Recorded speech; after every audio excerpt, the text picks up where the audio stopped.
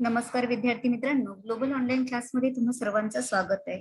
UGC net set 2022 paper 2 विषय मराठी यामध्ये आपण भाषा विज्ञान यामधला सराव बघतोय आणि रूपिकांतर याचा सुद्धा सराव घेणार आणि त्यानंतर त्यातले काही सराव प्रश्न सुद्धा घेण्यात येणार आहे. हे क्लास चालू करण्याआधी नव्याने प्रवेश घेणाऱ्या विद्यार्थ्यांसाठी या विषय मराठीमध्ये आम्ही मॉक टेस्ट घेणार आहोत. संपूर्ण अभ्यासक्रमावरील नोट्स तुम्हाला मिळणार आहे, व्हिडिओ लेक्चर सुद्धा मिळणार आहे. सरावासाठी वस्तुनिष्ठ प्रश्न म्हणजे MCQ सुद्धा तुम्हाला देण्यात येणार आहे. PYQ PDF प्लस पेपर 1 म्हणजे मागील वर्षाच्या पेपरचं निराकरण सुद्धा करण्यात येणार आहे आणि पेपर 1 या अभ्यासक्रमाचा समावेश असणार आहे. नव्याने प्रवेश घेणाऱ्या विद्यार्थ्यांसाठी प्रवेश फी फक्त 6,999. त्यामध्ये पेपर 1 आणि पेपर 2 हे दोन्ही अभ्यासक्रम तुम्हाला राहणार आहे. आणि जर तुम्हाला संपर्क साधायचा असेल तर 8179138413 या व्हॉट्सअपवर संपर्क साधू शकता किंवा ग्लोबल ऑनलाईन मराठी हा ऍप डाउनलोड करून अधिक माहिती मिळवू शकता. लवकरात लवकर हा क्लास जॉईन करा आणि नेट सेट परीक्षा पास होण्याकरता हा क्लास अतिशय उपयुक्त तुम्हाला ठरणार आहे. तर लवकरात लवकर क्लास जॉईन करा आणि सुवर्ण संधीचा फायदा घ्या.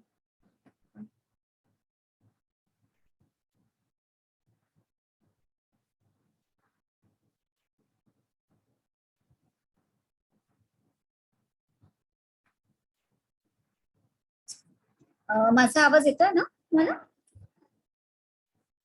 हॅलो, माझा आवाज येतोय ना? चलो, आपण स्वनिम आणि स्वनांतर बघितलं होतं. तसंच आपल्याला रूपांतर हे बघायचंय. आपल्याला थोडाफार एकदा सराव घ्यायचा आहे पुन्हा. ठीक आहे, माझा आवाज येतोय ना सगळ्यांना? कोण जॉईन झाले? अच्छा, संध्या गायकवाड.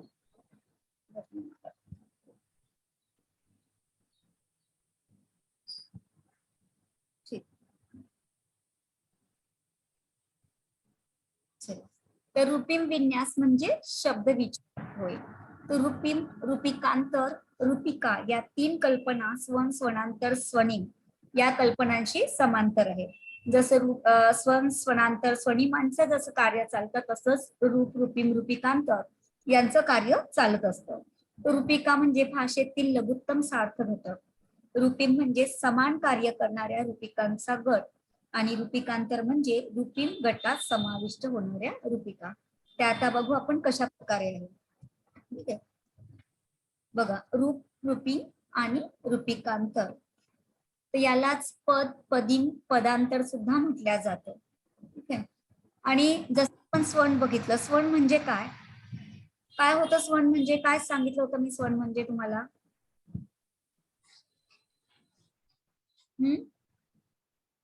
तुम्हाला सांगितलं होतं ना की स्वण म्हणजे काय? तर स्वण म्हणजे मानवी मुखावाटी निघाले ध्वनी म्हणजे स्वण.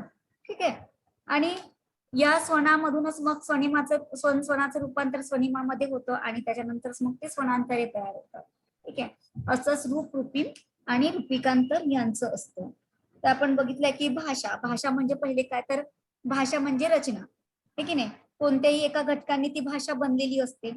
तर ध्वनींनी मिळून काय होतं? स्वन तयार होत असतं है ना. आपण मागच्या लेक्चरमध्ये शिकलो होतो की ध्वनींनी मिळून स्वन तयार होतो आणि मग स्वनिम जेव्हा एकत्र येतात मग तेव्हा एक प्रकारचं पद तयार होतं. ठीक आहे, म्हणजे शब्द. पद म्हणजे रूपक एक प्रकारचं. तर ते रूपक तयार होत असतात आणि रूपिकातून मग शब्द तयार होत असतात. तर हे जे रूपिम आहे ते शब्दासारखेच असतात पण ते शब्दापेक्षा कमी असतात. म्हणजे रूपिमला अर्थाचं विघटन होत नाही. ठीक आहे, आणि शब्दाचं होतं. तर त्यानंतर रूपिकांमुळे जे शब्द तयार होतात मग त्यातूनच आपले वाक्य तयार होतात. मग छोटे वाक्य तयार होतात, मग मोठे वाक्य तयार होतात आणि त्याच्यानंतर आपण मोठे परिच्छेद तयार करत असतो. अशा प्रकारची ती रचना असते. ठीक आहे, तर मग अशा प्रकारचं आता रूपिम आणि रूपिकांतर यांचं कार्य काय असतं? तर रूप किंवा रूपिका म्हणजे भाषेतील अर्थपूर्ण असा छोटा घटक म्हणजे रूपिका होय. त्यालाच आपण पद असं म्हणत असतो है ना. एखादं पद म्हणायचंय वगैरे असं आपण म्हणतो की नाही, एक प्रकारचा तो शब्द, पण शब्दापेक्षाही तो छोटा असतो. जसं आता विद्यार्थी विद्यार्थी हा पद झाला, हा शब्द आहे. त्याला फोल्ड करा तुम्ही, विद्य अधिक अर्थ अधिक ई. ठीक आहे. जर असं फोल्ड केल्यावर त्या तिन्ही फोल्डचा दुसरा अर्थ होऊ शकत नाही, है ना. म्हणजे एकदा फोल्ड केल्यावर त्याचा दुसरा अर्थ निघू शकत नाही, तेव्हा त्याला रूपिम असं म्हटलं जातं. ठीक आहे. जर भाषेतील अर्थपूर्ण असा छोटा घटक म्हणजे रूप किंवा रूपिका होय, तर अर्थदृष्टीने त्याचे अधिक विभाजन होऊ शकत नाही. जसं प्रवेश, कर हे शब्द आहेत, तर त्याला रूप किंवा रूपिका असं म्हणतात. नंतर प्रत्ययाला अर्थ नसतो म्हणून ते शब्द होऊ शकत नाही. कारण की प्रत्येक, जसं शाळा, शाळा म्हटलं की फक्त शाळा, पण आपल्याला कुठे जायचं आहे, शाळेला जायचं आहे, शाळेत जायचं आहे, है ना, शाळेमध्ये.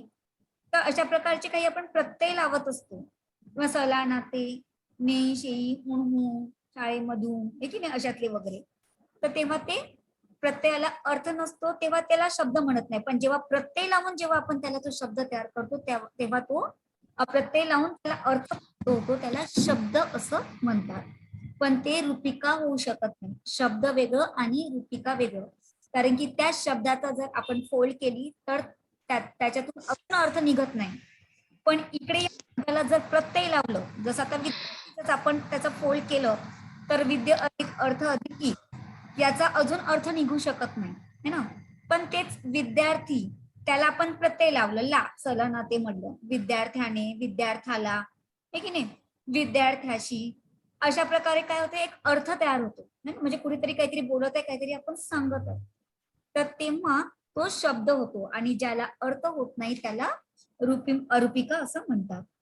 हे प्रत्यय वापरल्यानेच त्या वाक्याच्या शब्दसमूहाला यथार्थ अर्थ प्राप्त होतो.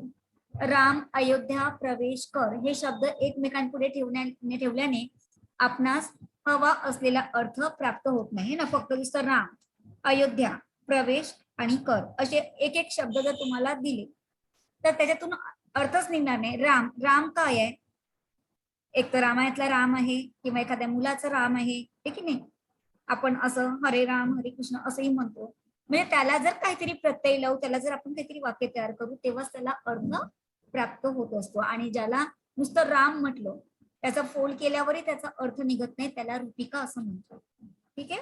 म्हणजे सर्वात छोटा सार्थ लघुत्तम घटक म्हणजे रूपिका होय. कळलंय हे रूपिका? आवाज येत नाही मला कोणाचा. कोण कोण झालाय जॉईन? संध्या, तिथे, रत्नमाला पहाड, आणि नवीन कोण आहे माहिती नाही मला. ठीक आहे. कळतंय ना? हॅलो, आवाज येते माझा? हो मॅम, कळतंय. काय म्हटलं? हॅलो, कळतंय मॅम. कळत आहे ना? नाही, हो हो. विचारा एकदा. आता रूपिका कळलं ना तुम्हाला, की नेमकं सर्वात छोटा घटक म्हणजे शब्दापेक्षाही छोटा घटक, त्याला अर्थ, त्याचा विग्रह केल्यावर, त्याची फोल्ड केल्यावर त्याचा अर्थ अजून निघत नाही. ठीक आहे, त्याला रूपिका असं म्हणतात. म्हणजे सर्वात सार्थ लघुत्तम घटक म्हणजे रूपिका होय. कळलं? आता जसं तर रूपिका 1 आणि रूपिका 2 आणि त्याचा योग्य अर्थ म्हणजे हे शब्द झाले. राम अधिक ने, त्याला आपण प्रत्यय लावलाय, रामाने. अयोध्या अधिक त, अयोध्यात. प्रवेश, प्रवेश याला कुठलंच प्रत्यय लावलेलं आहे, तर त्याचा प्रवेश करून शाळेत प्रवेश घेतला, है ना, याचा एक वाक्याद्वारे अर्थ निघत असतो. कर ला, कर केला, आपण अशा प्रकारचे हे करतो ना, करण्याला, म्हणजे काहीतरी करण्याची प्रक्रिया चालू आहे, तशा प्रकारचा प्रत्यय लावून त्याला अर्थ प्राप्त होतो. ठीक आहे, अशा प्रकारचं ते रूपिका झाली. आता रूपिम, तर रूपिम म्हणजे संदर्भ निरपेक्ष रूपिका जेव्हा विशिष्ट संदर्भाच्या अनुरोधाने भाषेत योजली जाते तेव्हा त्या प्रक्रियेला रूपिम असं म्हणतात. जसं गाय ही रूपिका आहे ना, फक्त आपल्याला गाय हा शब्द माहिती आहे, पण त्यात काय आहे, गाय, गाय उपयुक्त प्राणी आहे, गाय दूध देते, किंवा हिंदू लोक गायीस देवता म्हणतात आहे ना, त्याला संदर्भ काहीतरी झालेला आहे, संदर्भ प्राप्त झालेला आहे या गायीला, तेव्हा त्याला रूपिम असं म्हणतात. ठीक आहे, एक विशिष्ट त्या शब्दाला एक विशिष्ट संदर्भ जेव्हा प्राप्त होतो तेव्हा रूपिम असं म्हटल्या जातं. ठीक आहे. आता रूपिकांचे दोन प्रकार पडतात, एक मुक्त रूपिका आणि बद्ध रूपिका. मुक्त म्हटलं तर काय होतं, स्वतंत्र है ना. एखादी वाक्य विचारली की ज्या रूपिका वाक्य स्वतंत्रपणे येतात त्यांना काय म्हटलं जाते. जेव्हा स्वतंत्रपणे असा शब्द आला की त्याला सरळ मुक्त रूपिका असं म्हणायचं, कारण की मुक्त म्हणजे स्वतंत्र आणि बद्ध म्हणजे एखादं बंदिस्त म्हणजे कुठल्या तरी आश्रयाने राहणारा. ठीक आहे, अशा प्रकारचे त्याचा अर्थ येतो. तर ज्या रूपिका स्वतंत्रपणे येतात मुक्त रूपिका असं म्हणतात आणि रूपिका म्हणजे ज्या त्या रूपिकेच्या आश्रयाने येतात त्याला बद्ध रूपिका असं म्हणतात. जसं आपण नाम सर्व त्यांना प्रत्यय लावावे लागतात. रामाने, गाई असे वगैरे जे शब्द आहेत त्याने है ना, त्याला आपण प्रत्यय लावलेला आहे. चला ना ते ऊन अशातले जे काही प्रत्यय, तर अशातले प्रत्यय जेव्हा म्हणजे दुसऱ्या रूपिकेचा आपल्याला आश्रय घ्यावा लागतो तेव्हा बद्ध रूपिका असं होतं. आता त्याच्यानंतर आहे रूपिका, रूपिम आणि रूपिकांतर. एका पुढे एक स्वनिम येऊन त्यांना काही संकेत असतात त्यांना रूपिकांतर असं म्हणतात. जेव्हा सगळे स्वनिम येतात है ना, तर तेव्हा त्या काहीतरी त्यांना एक अर्थ प्राप्त होतो, संकेत प्राप्त होतो, तेव्हा त्यांना रूपिकांतर असं म्हणत असतात. यात प्रत्यक्ष उच्चारण शक्य नसते, ती अमूर्त असते. अमूर्त म्हणजे न दिसणारी. ठीक आहे, जसं आता फक्त माणसं, माणूस, माणूस या रूपिकाची रूपांतरे. तर मग आता याचं माणूस याचं रूपिकांतर काय होते, माणसे, माणसं, माणसाचा, माणुसकी है ना, असे अनेक रूपिकांतर आपले तयार होतात. जसं स्वनांतरे आपण बघितली, परिसराचा त्याच्यावर परिणाम होत असतो आणि त्यानुसार की नाही ते रूपिका स्वनांतरे तयार होतात. तसंच ही रूपिकांतरे तयार होत असतात. काही संकेत घेऊन त्यांना ते रूपिकांतरे तयार होतात. नाही, जसं माणूस, आपण प्रत्येक माणसे आहे, माणसं आहे, माणसाचा, माणुसकी, अशा प्रकारचं ते रूपिकांतर. आता रूपिकांतरांचे 3 प्रकार पडतात, स्वनिमाश्रयी रूपिकांतर, रूपिमश्रयी रूपिकांतर आणि शून्य रूपिकांतर. स्वनिमाश्रयी रूपिकांतर म्हणजे ज्या रूपिकांतरांचा वापर आजूबाजूची स्वनिमित परिस्थिती ठरवते त्याला स्वनिमाश्रयी रूपिकांतर म्हणतात. ज्या ज्या बोली भाषेनुसार ते उच्चार निघतात है ना, त्याला ते रूपिकांतर असं म्हणतात, स्वनिमाश्रयी. आणि रूपिमश्रयी म्हणजे कधी कधी भाषेने स्वीकारल्यानंतर संकेतानुसार कोणत्या रूपिकामध्ये कोणत्या परिसरात यायचे ते ठरवले.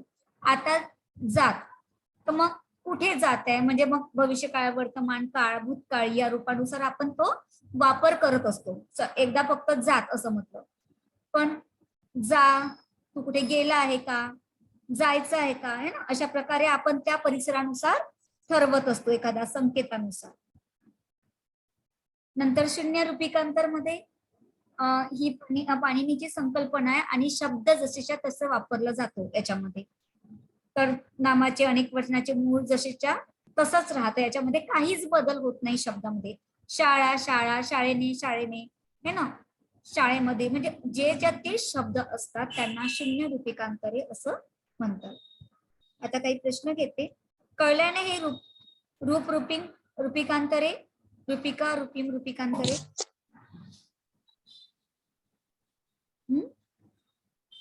आता तुम्हाला उत्तर काही भाषाशास्त्र काही उत्तर सांगायचे तुम्हाला. पण आता आपली रिव्हिजनच चालू आहे ना सध्या, पेपर आता होईल तर.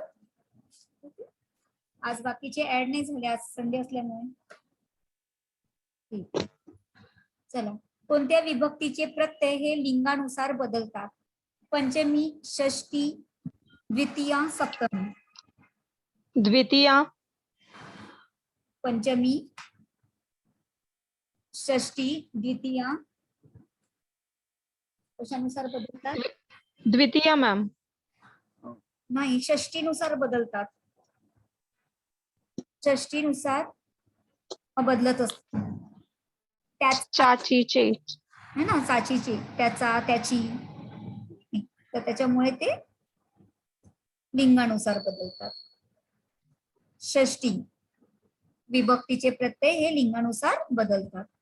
आता चपला या शब्दातील च चा उच्चार कोणता? तालव्य, मूर्धन्य, कंठतालव्य, दंत्य. कुठला आहे चपला या शब्दातील तालव्य. हा चा उच्चार आपला तालव्याचा वापर केला जातो. घोष किंवा नाद या नावाने खालीलपैकी कोणत्या वर्णांना ओळखतात? कठोर, अनुनासिक, तालव्य आणि मूर्धन्य. कुठल्या घोष किंवा नाद जो येतो? कठोर. नाही, घोष किंवा नाद नाद हा थोडासा प्रवाहित असतो, हळू असतो. एकदम खूप घोष मूर्धन्य, त्याच्यामध्ये मूर्धन्य वर्ण येतात ते. आणि अघोष किंवा श्वास या नावाने कोणत्या वर्णांना ओळखतात? कठोर, अनुनासिक, तालव्य, मृदू. कठोर. अघोष मध्ये कठोर. मराठीत च चे 2 उच्चार होतात. चमत्कार मधील च चा उच्चार कोणता? मूर्धन्य, तालव्य, दंत्य आणि कंठ. दंत्य. नाही, च चे 2 उच्चार होतात. चमत्कार मधील च म्हणजे तालव्य. तालव्य कसं लक्षात ठेवायचं मॅडम? काय म्हटलं? लक्षात कसं ठेवायचं म्हणलं? चमत्कार. मला ऐकून येते, काय म्हटलं तुम्ही? हे लक्षात कसं ठेवायचं म्हणलं? म्हणजे नेमका सगळे उच्चार कसा उच्चार होतोय ते? तोंडाने म्हणून पाहिजे. मी मागे जेव्हा तुम्हाला शिकवलं होतं तेव्हा सांगितलं होतं तुम्हाला की प्रत्येक उच्चार म्हणताना आपल्या तोंडातले अवयव आहेत ते लक्षात ठेवायचं.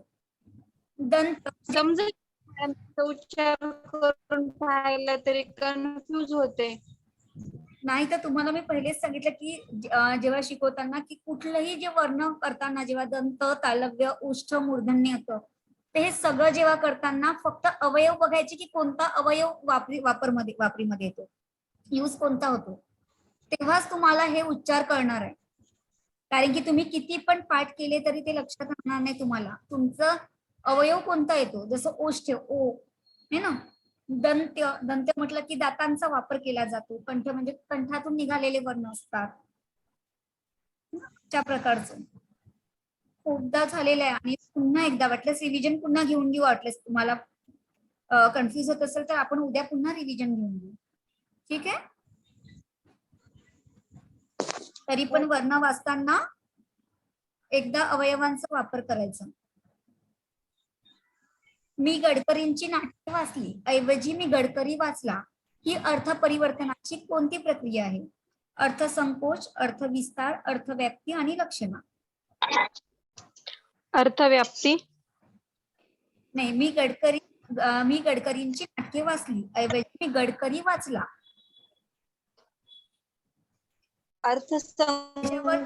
जो अर्थ आहे तो तर लुप्त असतो है ना.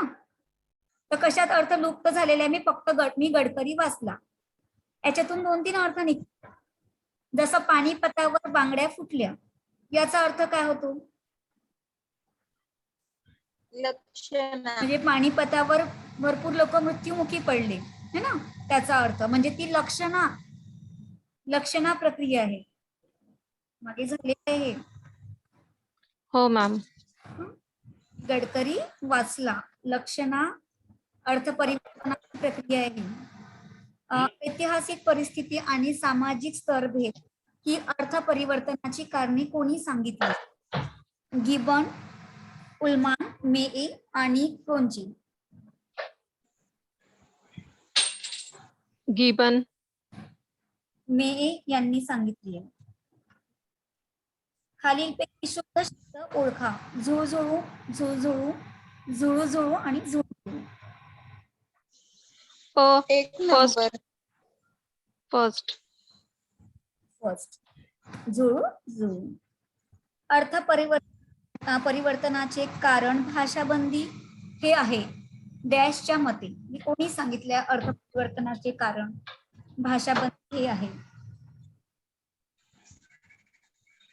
आताच आपण वरती बघितलं ऐतिहासिक सामाजिक, त्यांनीच मे या शास्त्रज्ञांनी.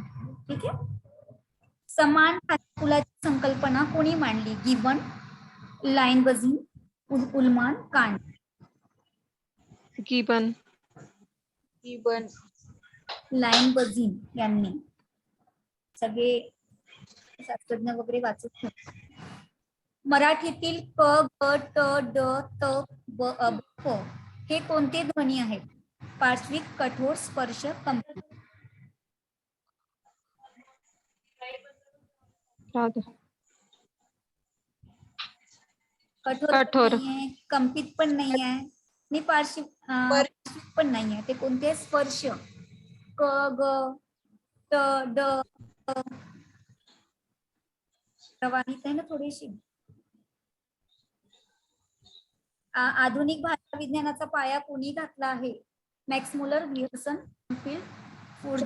ग्रियर्सन.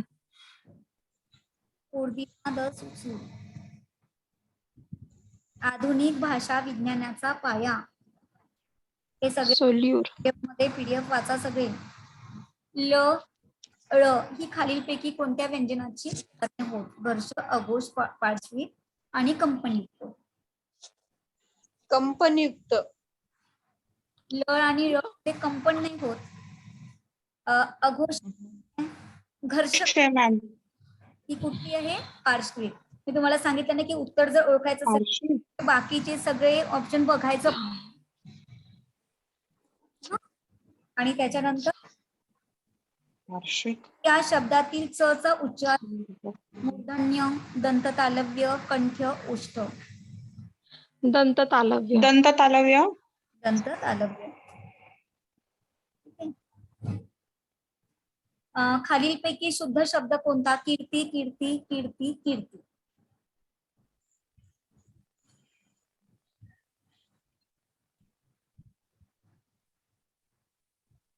फर्स्ट. कीर्ती. मराठी भाषेचे मूळ या तामिळ ग्रंथाचे कर्ते कोण? कृपा कुलकर्णी, नचिकेळकर, विश्वनाथ खैरे, मोके दामले. कुलकर्णी. नाही, विश्वनाथ खैरे हे मराठी भाषेचे मूळ या तामिळ ग्रंथाचे कर्ते आहेत. आता चुलत सासरा हे उदाहरण कोणत्या समासाचे आहे? द्वंद्व समास, मध्यम पदलोपी समास, कर्मधारय समास, द्विगु समास. द्विगु. द्वंद्व समास. नाही, द्वंद्व समास म्हणजे काय होतो? दोन असतात. द्वंद्व. दोन्ही पद महत्वाची असतात तो द्वंद्व. याच्या दोन्ही पद महत्वाची आहेत का? नाहीये. चुलत सासरा, ठीक आहे, म्हणजे द्वंद्व समास नाहीये. नंतर कर्मधारय म्हणजे कर्मधारय कर्म असत. पहिले पद महत्वाचे असते कर्मधारयमध्ये. मग याच्यामध्ये पहिलं पद आहे का महत्वाचं? नाहीये. नंतर द्विगु समास म्हणजे काय होतो?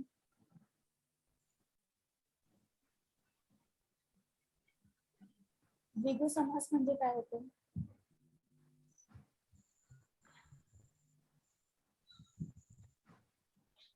संख्या विशेषण वापरलं सेम असतं दोन्ही मध्ये. नवरात्र वगैरे, म्हणजे हे पण नाहीये. उत्तर आहे मध्यम पदलोपी, म्हणजे पहिल्या पदाचा दुसऱ्या पदाची संबंध दाखवतो. जसं आता चुलत सासरा म्हणजे नवऱ्याचा चुलत सासरा है ना, म्हणजे मग या नात्याने आपला चुलत सासरा म्हणजे असं तो दुसरं नातं दाखवलेलं इथे ना. म्हणजे एका पदाची दुसऱ्या पदाशी असलेला संबंध, दोन पदाशी असलेला संबंध. चुलत म्हणजे नवऱ्याचा चुलत सासरा असं आपण म्हणतो ना, चुलत सासरा. सासर म्हणजे एखादा शब्द जो लुप्त होऊन त्याचा अर्थ निघत असतो. एक वस्तू ही सारखी आहे अशी कल्पना करणे याला डॅश अलंकार म्हणतात. उपमा. पेक्षा श्लेष, अनुप्रास. एक उपमा दुसऱ्या वस्तू सारखी आहे. एक वस्तू दुसऱ्या वस्तू सारखी आहे अशी कल्पना करणे. अपेक्षा, उपमा मॅम. उत्प्रेक्षा. उपमा आपण देतो त्याला, आणि ही दुसऱ्या वस्तू सारखी आहे जेव्हा आपण दाखवतो तेव्हा. मुख कमल, तिचं मुख कमळासारखं आहे, त्याच्यासारखं. मांजराच्या गळ्यात घंटा बांधणे हा प्रचार कोणत्या भाषेतून मराठीत घेतला? हिंदी, इंग्रजी, गुजराती, पोर्तुगीज.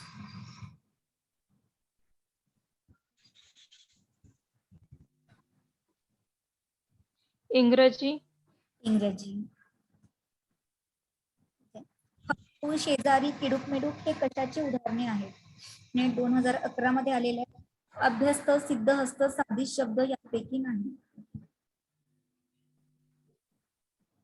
हळूहळू, शेजारी पाजारी, किडूक मिडूक, अभ्यस्त शब्द. अभ्यस्त.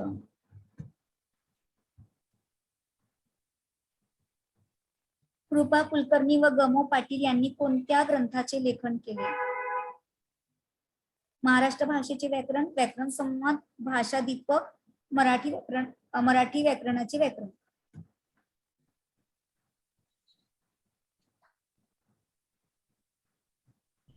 व्याकरण संवाद व्याकरण संवाद. या ग्रंथाचे लेखन केले. मराठी शिलालेख अभ्यास, यादवकालीन मराठी भाषा, प्राचीन मराठी कोरीवलेख, संपादित ग्रंथ यासारख्या ग्रंथाचे लेखक कोण? श्री शेनोलीकर, पृवी सोहनी, शगो तुळपुळे, डॉक्टर युम पठाण. श्री शेणोलीकर. नाही, शगो तुळपुळे. ठीक आहे. ऊन होऊन ही कोणत्या विभक्तीचे प्रत्यय आहे? हे तर माहिती आहे. ऊन होऊन पंचमी. पंचमी. मराठीचे किती वचन मानले जातात? 3. 3 नाही, मराठीमध्ये एक वचन, अनेक वचन, 2च वचन मानले जातात मराठीमध्ये. हो हो, हिंदीमध्ये 3 ना. हिंदीमध्ये बहुवचन येतं तिसरा. ठीक आहे. मराठीमध्ये 2 वचन मानतात, 2. वचन आणि अनेक वचन. खालीलपैकी कोणी मानवेतर प्राण्यांच्या दळणवळणाचा अभ्यास करून त्यांच्या भाषेची ठळक वैशिष्ट्ये सांगितली? Chomsky, Hockett, Saussure, Bloomfield.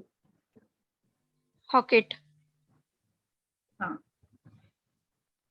बोली म्हणजे भाषेच्या रक्तवाहिन्या. Hemchandra, Nagu, Kalelkar, Bloomfield, Grierson. नागू कालेलकर. बोली म्हणजे भाषेच्या रक्तवाहिन्या, ब्लूमफिल्डने. अर्थाची अनिश्चितता हा भाषेचा च्या अभ्यासाला एक अडथळा आहे असे मत कोणी मांडले? श्रीन, Gajendra Gadkar, Max Muller, Bloomfield, वा कुलकर्णी. Max Müller. कृपा कुलकर्णी. अर्थाची अनिश्चितता हा भाषेच्या अभ्यासाला एक अडथळा आहे असं कृपा कुलकर्णी यांचं मत आहे. मराठी भाषेतील मध्य स्वर कोणता? ओ, उ, ई, अ. उ. मध्य स्वर कोणता? अ आहे. उ. द, अ. मध्य स्वर म्हणतात त्याला, अ ला. ठीक आहे. हा कोणता स्वर आहे? विवृत्त स्वर, अर्ध विवृत्त स्वर, अर्ध संवृत्त स्वर, मध्य स्वर. अर्थ. सेकंड. विवृत्त स्वर म्हणतात त्याला. आ, अ, आ. अ हा अर्ध विवृत्त स्वर आहे. बरोबर, चूक सांगता येत नाही, यापैकी नाही. बरोबर.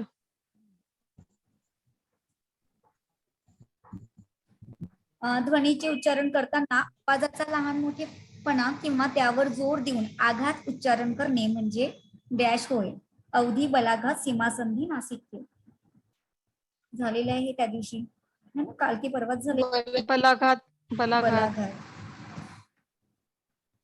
डॅश भाषा द्राविडी भाषा कुलातील आहे. तेलुगू, कानडी, तामिळ, वरील सर्व. वरील सर्व. भाषा द्राविडी कुलामध्ये तेलुगू, कानडी, तामिळ या तिन्ही पण भाषा येतात. मांजर पाठ हा शब्द कोणत्या भाषेतून मराठीत आला? गुजराती, जपानी, तामिळ, कन्नड. तामिळ. तामिळ. अवधी, नासिक्य, तुलवली, बलाघात, विराम, अवरोह, आरोह या सहोच्चारी गुणधर्माला डॅश म्हणतात.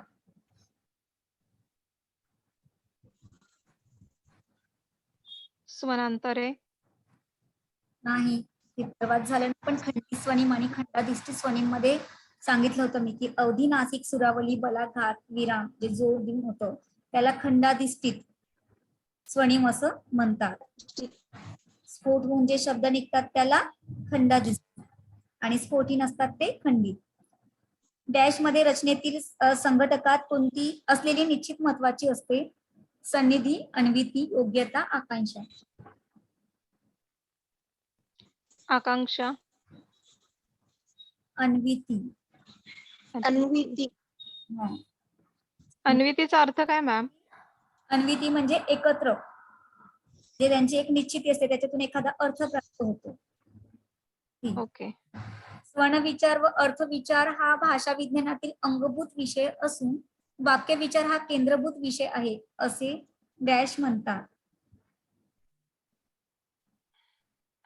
चॉम्स्की.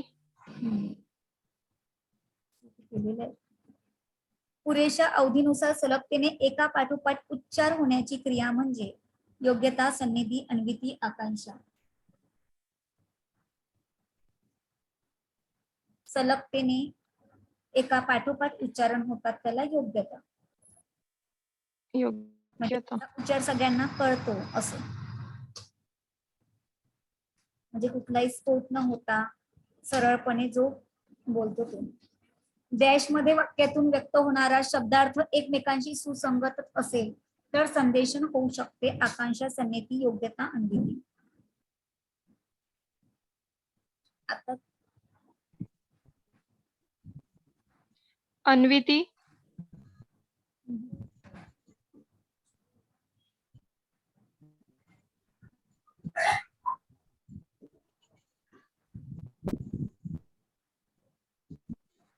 एक मिनिट. पुरेशा अवधीनुसार सलगतेने एका पाठोपाठ उच्चारण होण्याची क्रिया म्हणजे सन्निधी आहे. सॉरी, थोडस माझं चुकलं.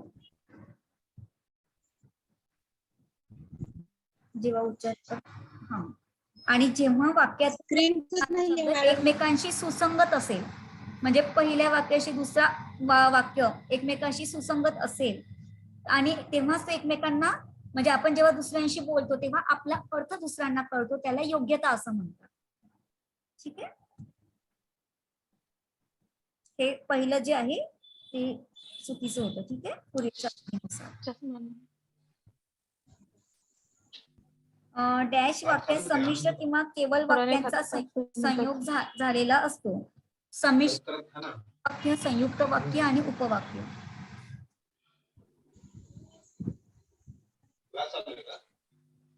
डॅश वाक्यात संमिश्र केवळ वाक्यांचा संयोग झाले तेव्हा संयुक्त वाक्य. डॅश या वाक्यात एकच विधेय असून साधारणतः एकच उद्देश असतो. संयुक्त वाक्य, केवळ वाक्य, संमिश्र वाक्य की नाही? केवळ वाक्य. केवळ वाक्य.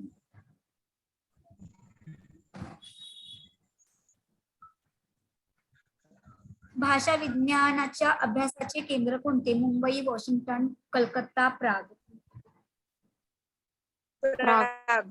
प्राग.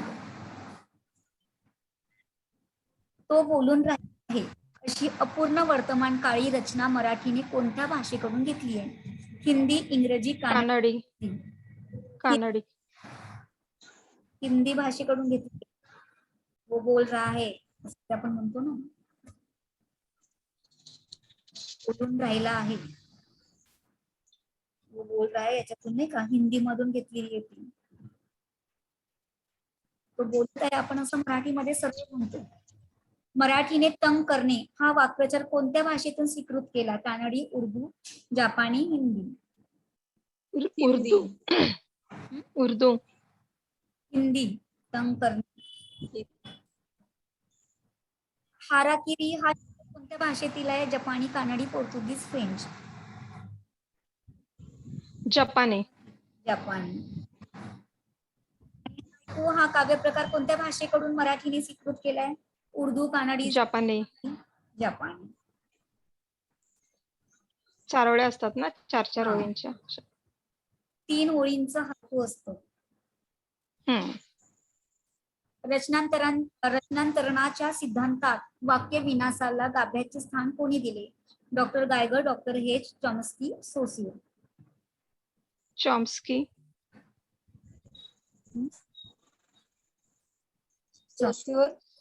Saussure Chomsky.